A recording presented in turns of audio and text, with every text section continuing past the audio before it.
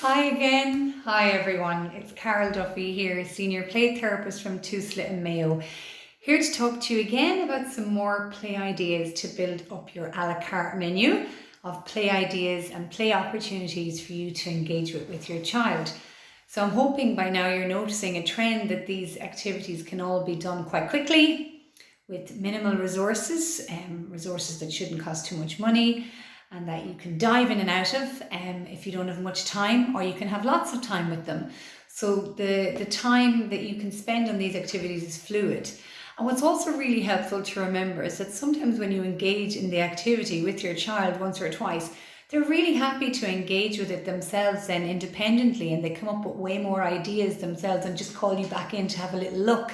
So you dip in and out, which is very helpful when you're busy trying to maybe do laundry, cook dinners, or work from home, or wash your hair, mow the lawn, whatever thing is pulling you away from that contact, which is impossible to maintain 24/7.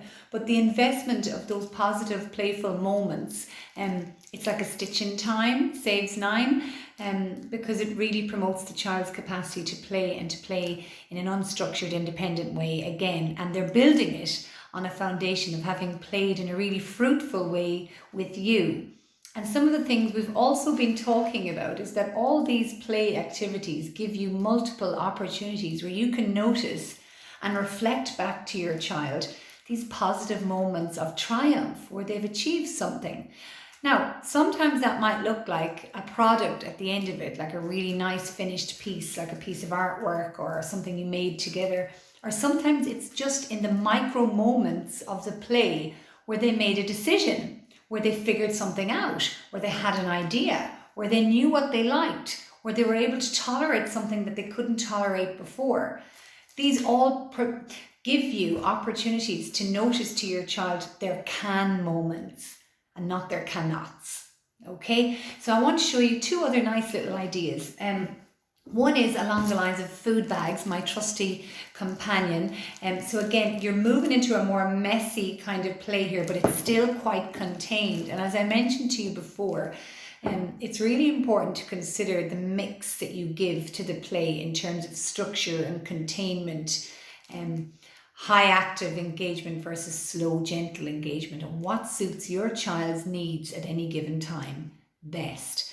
But this is a nice activity using shaving foam or gel, whichever, hair gel can also be a lovely thing to do in this, to promote a little bit more verging on the messier side of things in play. But again, you can still use the food bag, and you can extend it then to use it with a tray, which I can also show you in a moment. But first of all, you get your trusty food bag and some shaving foam. Just ensure that there's no allergies or anything that might impact your child's skin if there's any risk of them touching it. So just use your caution and your good common sense with any of these play activities.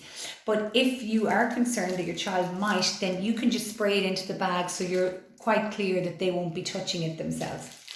So spray in your shaving foam. Oh, it's such a lovely, you will see so many children say, oh, when that happens, even many adults, they just love seeing that big billowing of the shaving foam going into the bag. So shake it down, try not to have any of it land in the zip part of your bag because it makes it more difficult to get the seal, okay? So I'm going to give one last little squirt just because it is such a nice feeling and it's such a lovely sound when it goes in. So I'm going to shake that shaving foam down into the bag, okay?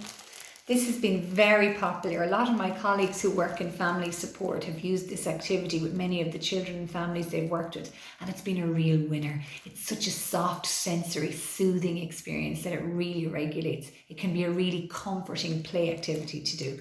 Or you can increase the challenge and make it a real upregulating and exciting activity.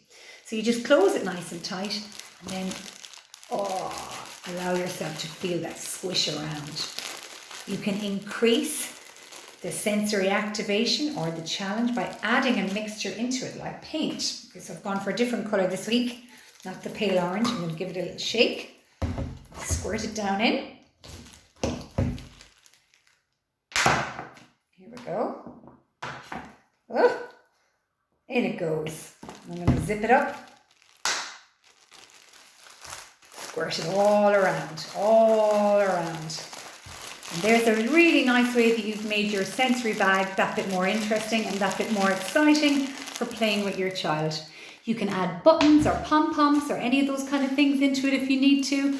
Or again, you can spray it in a tray and explore what it's like to actually touch and feel it. Okay, so try and put some play in your day and enjoy the ideas. Thanks a million.